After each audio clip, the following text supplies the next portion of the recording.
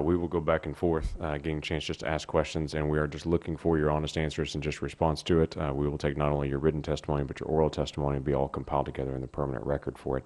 Let me just bounce a couple questions off of you to be able to get us started. Then I'll have Ranking Member Mr. Connolly be able to ask some questions as well. Mr. Griffin, define for us in your mind and from the county perspective, what is an unfunded mandate? Now, I know if we asked Ms. Fantone, we would get a very strict, clear, defined of what the law says on it. What would your perspective be on how would you define it? My perspective would be an obligation imposed on the county, which the county otherwise would probably have not undertaken on its own. Okay, that's great. Mayor Douglas, the cap is $100 million of effect on that. In the $226 million budget for Edmond, a $100 million burden would be rather large. Is a $25 million burden an unfunded mandate, you would say? Would that have an effect if there was a 10% burden on the city of Edmond? Absolutely. Absolutely. Yeah, go ahead and push your mic there, right there. That's all right. Was on. Absolutely. I need to set up to answer the questions, I guess. That's great. Ms. Dudley, tell me a little bit about 12866, that wonderful executive order that's been out there for since the 90s trying to deal with the unfunded mandates. You made some specific suggestions for that, including aligning UMRO with the 12866, and then you also talked about the independent agencies. Tell me your perspective from personal perspective on it. Those were excluded. How would the independent agencies be looped into the unfunded mandates? If this were to be reformed, how do you suggest those get engaged? By covering the independent agencies, there are two parts of it. One, Executive Order 12866 also does not apply to independent agencies. So simply by covering them, you wouldn't have the advantage of having OMB serving as a check. So Congress would need to do that if OMB didn't.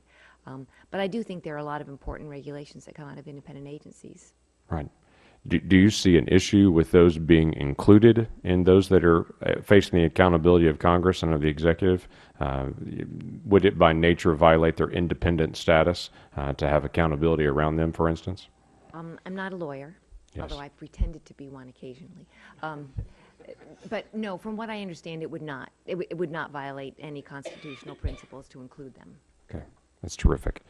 There was a statement you made as well about the Section 103 about Congress requiring information back. It is my understanding that has also not been required as well on that as a follow-up to saying, okay, this is what you said it would cost. What did it actually cost? And that's an interesting determination that we may have to determine as well on finding other regulations and saying, how will we process through that with individuals on it?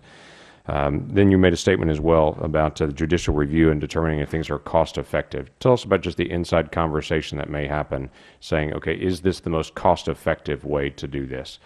Is that something that's really discussed often among the agencies? It is. Agencies do take that seriously, and OMB takes it seriously, but it's never judicially reviewable. So it's discussed within the executive branch, but there isn't another branch of government that serves as a check or a balance. Right. On that. So you're saying if there was an agency that determined it doesn't matter, we want to do it this way, there's no way to really stop them at this point. Okay. Ms. Fantone, let me ask you a quick question as well.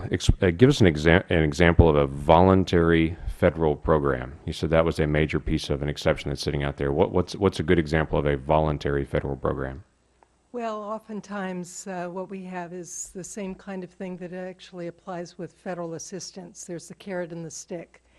An example would be if you have, and I'll use firefighters, oftentimes we provide technical assistance, and there may be some cost-sharing piece of that.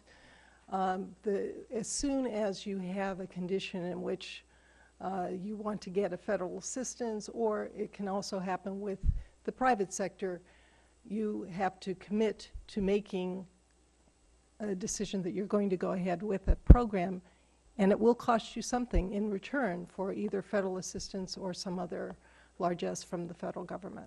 Right. So if there's any option for them to opt out of it, it's considered a voluntary program. Is that what you're saying? Yes. Okay. Well, that's terrific. But once they take it on, they have to fulfill all those mandates. Exactly. I think Ranking Member Conley in opening statement described a situation where there is a bit of a catch-22. Right. Okay, thank you very much.